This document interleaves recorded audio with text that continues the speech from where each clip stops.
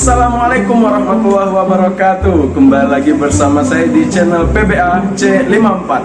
Baiklah, saya akan memperkenalkan diri saya. Nama saya Raymond Alvara Surendra dengan NIM 1811220047. Prodi saya Pendidikan Bahasa Arab kelas 4A. Di sini saya akan menyelesaikan tugas ulangan tengah semester dari mata kuliah Perencanaan Pembelajaran Bahasa Arab. Marilah kita lanjut ke intinya saja. Baiklah, saya akan menjelaskan atau menjabarkan dari soal pertama. Di sini soalnya menjelaskan apa yang Anda ketahui tentang perencanaan pembelajaran bahasa Arab dan prinsip apa saja yang harus dimiliki seorang guru dalam mengajarkan bahasa Arab. Baiklah, perencanaan bahasa Arab itu adalah sebuah proses atau strategi yang mendefinisikan tujuan sehingga kita bisa mencapai atau menuju hasil yang sangat memuaskan. Mungkin itu saja dari perencanaan. Kemudian kita lanjut ke prinsip apa saja yang harus dimiliki oleh seorang guru. Yang di buku itu ada 6. Yang pertama itu inisiator, yang kedua itu pelopor, yang ketiga itu teladan, yang keempat kreatif, yang kelima pengawas, dan yang keenam adalah eksekutor. Kenapa guru harus memiliki sifat-sifat ini? Karena sifat-sifat ini bisa menunjukkan bahwa seorang guru itu pantas disebut seorang guru. Nah, yang pertama contohnya inisiator. Inisiator itu dia mempunyai inisiatif yang tinggi sehingga dia bisa menciptakan sesuatu yang tidak ada di buku. Contohnya dia membuat sebuah kegiatan atau cara mengajar yang lain yang sehingga membuat anak-anak didiknya tersebut mempunyai rasa ingin belajar lebih kepada guru tersebut. Nah, yang kedua pelopor. Pelopor ini bisa dibilang seperti pembangkit semangat sehingga dia tahu bagaimana cara membuat kelas yang sudah pasif menjadi kelas yang aktif kembali dengan cara yang mungkin dia sendiri yang tahu. Yang ketiga itu teladan. Guru itu harus memiliki sifat teladan. Bagaimanapun itu harus bisa atau harus ada. Jadi contohnya ya banyak, bisa kita lihat dari guru-guru sejak kita kecil dahulu. Mungkin guru kita ngaji SD, SMP, SMA, sampai kita kuliah sekarang di dosen ini. Kita bisa melihat dosen seperti apa atau guru seperti apa yang mempunyai teladan. Karena teladan itu adalah sesuatu yang membuat kita ingin mencontohnya. Nah, kemudian itu kreatif. Kreatif di sini dimaksudkan seperti yang pertama tadi. Jadi dibuat sehingga kelas tersebut bisa atau mau mengikuti pelajaran tersebut walaupun sebenarnya pelajaran tersebut bisa dibilang tidak mengenakan. Kemudian kita lanjut ke pengawas. Jadi pengawas di sini setelah yang banyak tadi, nah kemudian guru tersebut harus mempunyai sifat pengawas untuk bisa mengawasi murid-murid mereka atau peserta didik mereka sehingga tujuan yang diinginkan tersebut tercapai dengan baik. Yang terakhir adalah eksekutor. Eksekutor di sini dijelaskan bahwa guru tersebut harus bisa mengambil langkah pasti atau mengeksekusi langkah pasti sehingga peserta didiknya bisa jelas arah dan tujuannya. Baik, kita lanjut ke pertanyaan kedua. Baiklah, saya akan menjelaskan pertanyaan yang kedua, yakni pertanyaannya, jelaskan jenis-jenis tujuan pembelajaran bahasa Arab dalam bidang istima, qiraah, kalam, kemudian kitabah. Saya akan menjelaskan dari yang pertama, ini istima. Istima itu berasal dari kata sami'a yasma'u yang artinya mendengarkan. Tujuan kita belajar istima ini adalah agar kita dapat mendengarkan intonasinya, hurufnya, pengucapannya, atau seperti apa yang dijelaskan oleh guru tersebut. Kemudian yang kedua yakni qiraah. Qiraah berasal dari kata qara'a yaqra'u yang artinya membaca. Nah, kita di sini bertujuan untuk bisa membaca tulisan yang intonasinya mungkin tinggi, intonasinya mungkin rendah, makhrajnya mungkin keluar dari dalam atau makhrajnya keluar dari daerah mulut. Kemudian itulah yang tujuan kita mempelajari qiraah. Yang ketiga yakni kalam. Kalam berasal dari kata takalama takalamu kalam. Nah, yang artinya berbicara. Nah, sehingga kita dapat mengucapkan atau membicarakan apa yang sudah kita dengar tadi, apa yang sudah kita baca. Kita bisa mempraktekannya dalam kehidupan sehari-hari. Makhrajnya, pengucapannya, intonasinya, tingginya, panjang atau pendeknya, mungkin seperti itu. Kemudian yang terakhir yakni kitabah. Kitabah berasal dari kata katabah yaktubu atau menulis, sehingga kita dapat menulis apa yang sudah kita dengar, apa yang sudah kita baca, dan apa yang sudah kita ucapkan. Nah, baiklah, di sini saya akan menjelaskan soal yang ketiga. Yang mana soalnya jelaskan jenis-jenis bidang pembelajaran bahasa Arab baik dalam pembelajaran qawaid dan ma'ani. Bila saya pertama akan menjelaskan tentang qawaid. Qawaid di sini dibagi menjadi dua mungkin ya, nahwu dan shorof. Nah, pembelajaran yang pertama ini nahwu. Nahwu itu dibagi menjadi dua. Yang pertama nahwu pasif dan yang kedua nahwu aktif. Nahwu pasif ya ini adalah nahwu yang menganalisis sebuah teks. Sedangkan nahwu aktif adalah nahwu yang membuat teks itu sendiri. Nah, kemudian kita lanjut ke shorof. Shorof ini juga dibagi menjadi dua. Yang pertama shorof pasif dan yang kedua shorof aktif. Yang mana shorof aktif ini adalah sebuah pembelajaran yang memahami perubahan kata. Sedangkan shorof pasif adalah yang mencari dasar dari sebuah kata untuk dipahami menjadi sebuah teks. Nah, kemudian kita lanjut ke ma'aniya.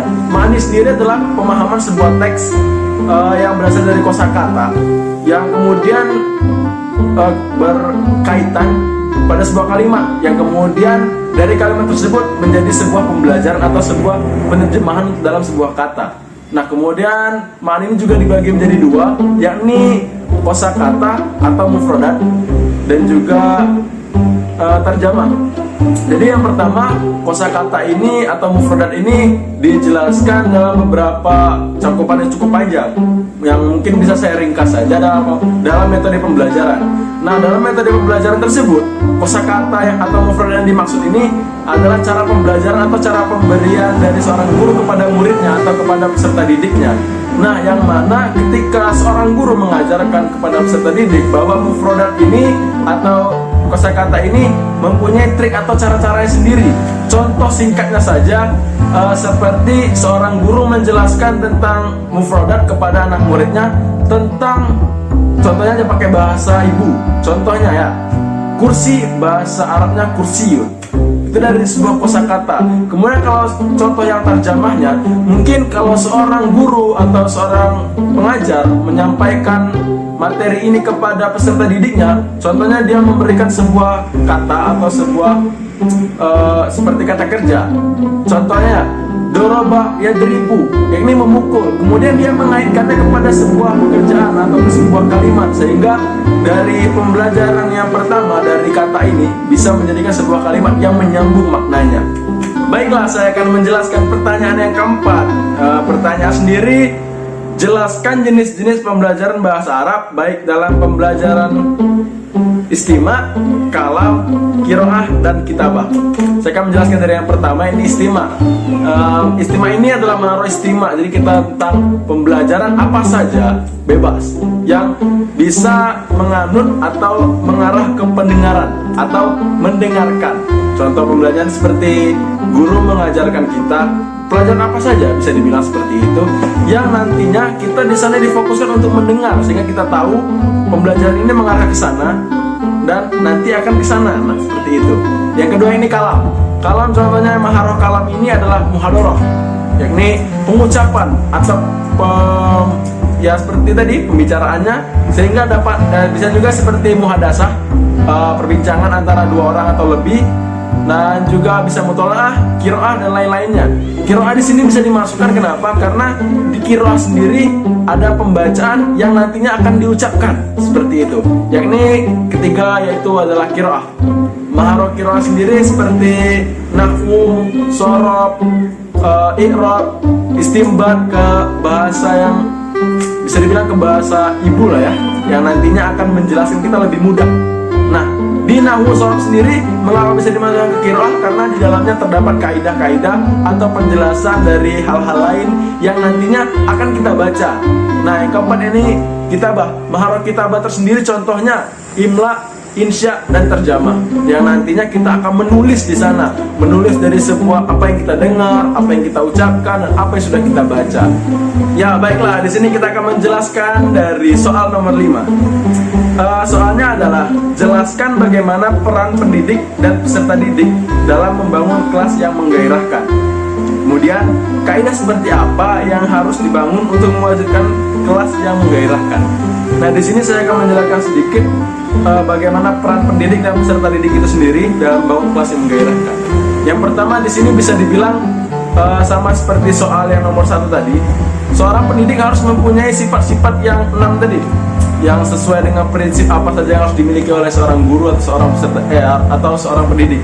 Nah, di sana ada yang namanya inisiator atau mempunyai inisiatif untuk menggerakkan sebuah kelas. Ketika kelas tersebut sudah pasif atau sudah dibilang udah capek, udah ngantuk, udah nggak ada gairahnya lagi untuk belajar, seorang guru atau pengajar di sini dituntut lebih untuk bisa membuat kelas tersebut bergairah kembali, sehingga anak didiknya bisa kembali semangat, aktif lagi untuk bisa mengikuti pembelajaran yang ada di kelas.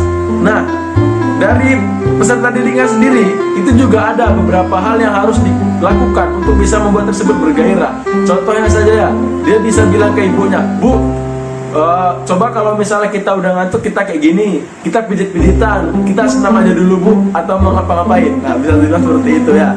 Nah, mungkin yang lanjut ke kaidah. Kaidahnya, contoh kaidah yang pertama,